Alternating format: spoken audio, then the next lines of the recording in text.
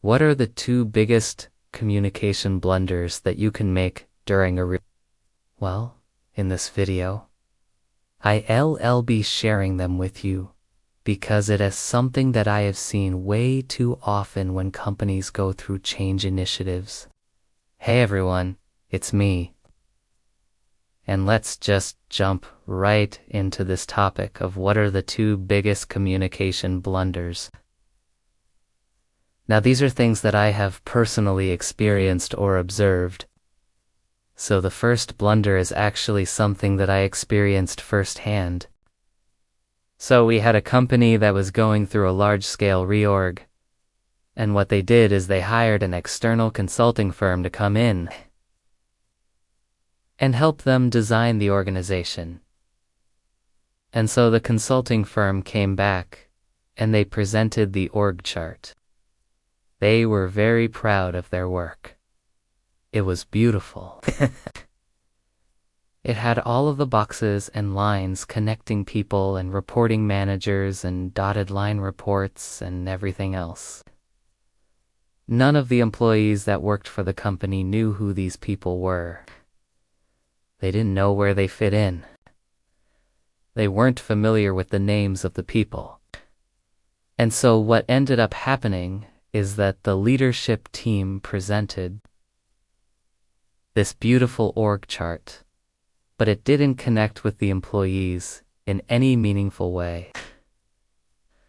And so we ended up having a situation where there was a lot of pushback from the employees, questions about, why are we doing this?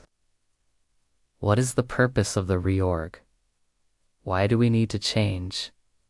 Is this going to affect my job? And unfortunately, because the leadership team did untake the time to communicate with their people and understand how this new structure was going to impact them, they weren't able to address the concerns and questions that employees had. And so as a result, this reorg actually failed. Now, the second communication blunder is actually something that I see happen all the time. And so when a company goes through a reorg, they will announce it, and they'll talk about it at an all-hands meeting. And then they think that that is enough. They think that everyone understands the reorg and how it's going to impact them. And then what ends up happening is 6 months later, maybe even a year later, there will be some confusion or there will be some questions that come up about, why did we do this or why did we do it that way or what is the point of this? And again, if the leadership team doesn't go back and reinforce the communication and remind people of the vision and the strategy behind the reorg, and if they forget, they might not be fully engaged in the change. And if they're not fully engaged, well, you guessed it, the change initiative or the reorg might fail. Okay, so those are the two biggest communication blunders that I see happen all the time when companies go through reorg. So let me ask you a question. Can you share your thoughts? Have you been part of a reorg where the communication was done poorly? If so, what happened? How did it affect the outcome? How did it affect morale? I'd love to hear your thoughts in the comments below.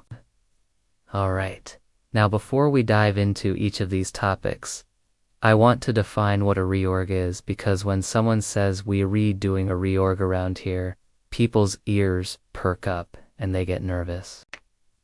So a reorg simply means we are restructuring the organization. So we might be changing reporting lines. We might be changing job descriptions. We might be changing titles. We might be eliminating roles or creating new ones.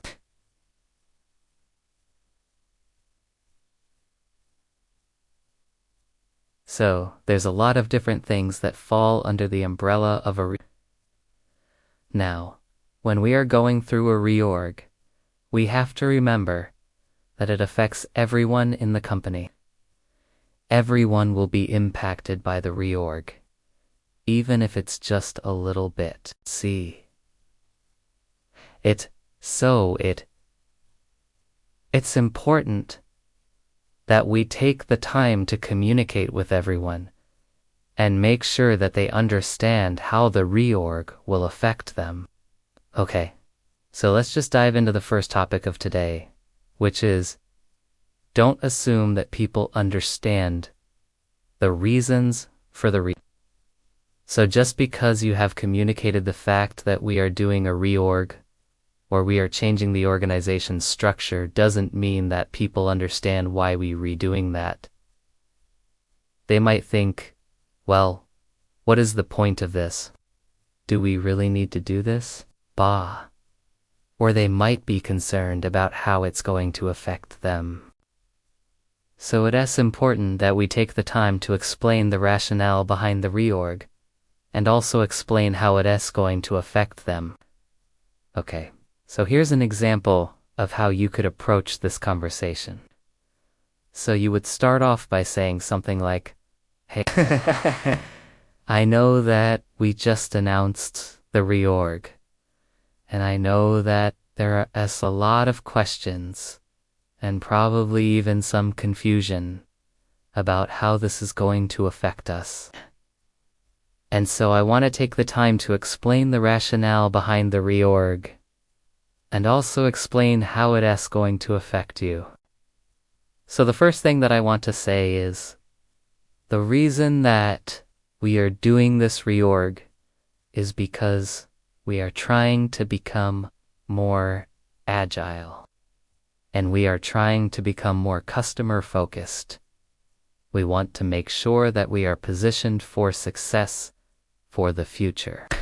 And so that is why we are making these changes to the organization's structure. So that is the first thing that I wanted to say. The second thing I wanted to say is that I know that this is going to affect all of us, and we have to work through some growing pains. But I am confident that we're going to come out stronger on the other side. This is going to make us more agile. It's going to make us more customer focused. In the long run, it's going to help us to be more successful. And so that's the second thing that I wanted to say. And then the third thing I wanted to say is that I know that this is going to be a change for all of us, and change can be difficult. But I want to assure you that I am here to support you through this process. I am here to listen to your concerns, and I am here to help you in any way that I can. So if you have any questions, or if you have any feedback, please don't hesitate to come and talk to me.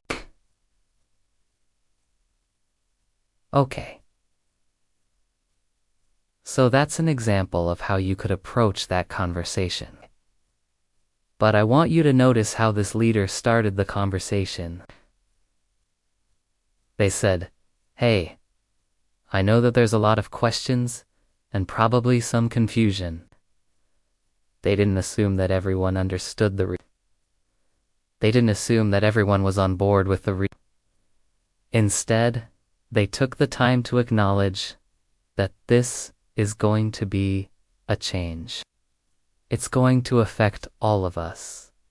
Change can be difficult. And they took the time to listen to our concerns and to answer our questions. And that made all the difference. Okay.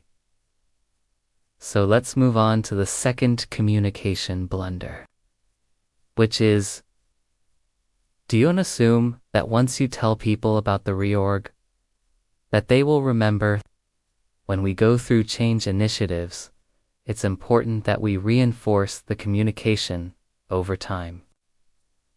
We can just tell people about the change once and assume that they are going to remember every detail. Instead, we have to reinforce the communication. We have to keep reminding people of the vision and the strategy behind the We have to keep answering their questions and addressing their concerns. And if we do that, then we have a much better chance of getting everyone on board and getting them excited about the change. Okay, so let's just look at another example of how we could approach this. So you might say something like, "Hey, I know that we talked about the reorg a few weeks ago, but I wanted to take a few minutes to go over it again, because I know that sometimes when we first introduce to a concept, it takes a little while for it to sink in. So I want to take a few minutes to review the reorg with you again, and to answer any questions that you might have." So that's the first thing you could say, Toba. And then you would just go over the reorg again, Tet. You would review the changes that are going to be made, and you would explain the rationale behind the reorg. And then you would take some time to answer any questions that people might have, K. And this is a great way to keep people up to date on the progress of the reorg.